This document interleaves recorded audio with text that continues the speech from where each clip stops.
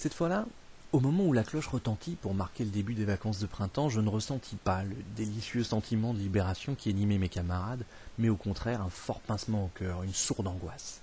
Le bulletin de notes qui venait de nous être remis était tellement catastrophique que je dus le relire à 2 reprises pour prendre conscience qu'il s'agissait bien du mien et qu'il n'y avait pas d'erreur dans le relevé des résultats.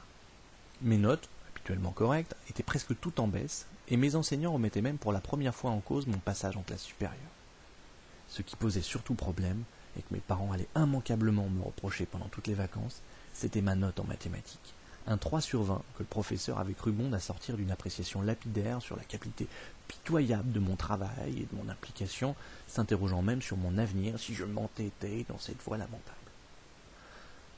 Pendant les quelques mètres qui nous séparaient des quarts de ramassage scolaire, je gardais le silence, essayant de trouver un moyen d'annoncer le carnage à mes parents et d'obtenir leur clémence.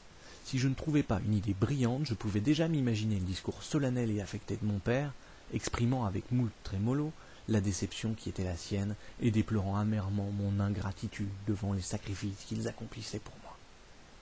Contrairement à tout ce que j'aurais pu imaginer, la solution me vint de mon pote Thomas.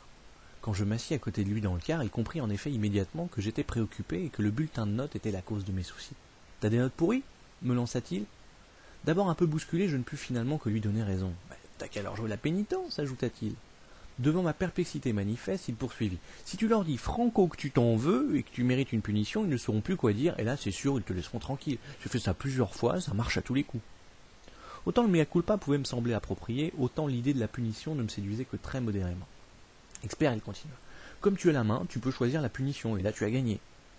Perplexe, je fronçais les sourcils, m'imaginant très mal proposer à mes parents de me priver de la dernière saison de croque-vacances ou de l'accès à mon Amstrad 464. Mais c'est là que Thomas était génial.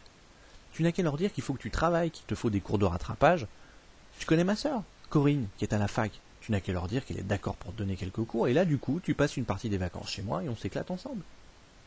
J'avais beau être nul en maths, la démonstration de mon camarade m'était immédiatement apparue brillante, et était à coup sûr la solution à tous mes problèmes. Surtout qu'il y avait une inconnue que Thomas n'avait pas prise en compte dans son équation et qui était pour moi essentielle. Oui, je connaissais sa sœur Corinne. Je la connaissais même très bien pour y penser souvent, et du haut de mes 12 ans, j'étais même absolument convaincu qu'elle était la femme idéale. Lorsque le car me déposa à quelques mètres de la maison familiale, j'avais presque oublié le bulletin de notes et je me précipitai dans l'allée, fier d'annoncer à ma mère ma résolution de travail. À plusieurs reprises, je faillis trébucher, tant j'étais absorbé par la perspective de passer du temps avec les divines Corinne. Je la sentais déjà derrière moi, penchée sur mon épaule, m'expliquant avec douceur et patience les théorèmes restés jusqu'alors froids et obscurs. Très vite, mon esprit s'emportait, et rougissant, je nous imaginais, posés sur son lit, plongés avec délice dans la magie des formules, nous livrant à des prouesses de géométrie dans l'espace ou appliquées dans l'étude de courbes qu'elle me permettrait de découvrir. Balbutiant, je parvins malgré tout à expliquer à ma mère la partie disciple du projet. Elle ne s'y opposa pas, mais suggéra qu'on attende le retour de mon père pour lui exposer ma proposition. Comme l'avait prédit Thomas, ma repentance me valut une réaction clémente au catastrophique bulletin. Mais ce qu'il n'avait pas prévu, c'est que mon père, touché par mon sérieux et mon sens de la responsabilité, n'entendit pas confier à un étranger le privilège de m'accompagner dans ma louable réconciliation avec le travail.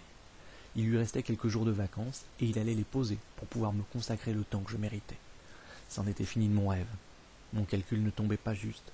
L'hypothèse Corinne s'était effondrée. J'allais passer les vacances à bûcher avec mon paternel, me dégoûtant pour toujours des mathématiques. Preuve définitive que là où il y a de l'algèbre, il n'y a pas de plaisir.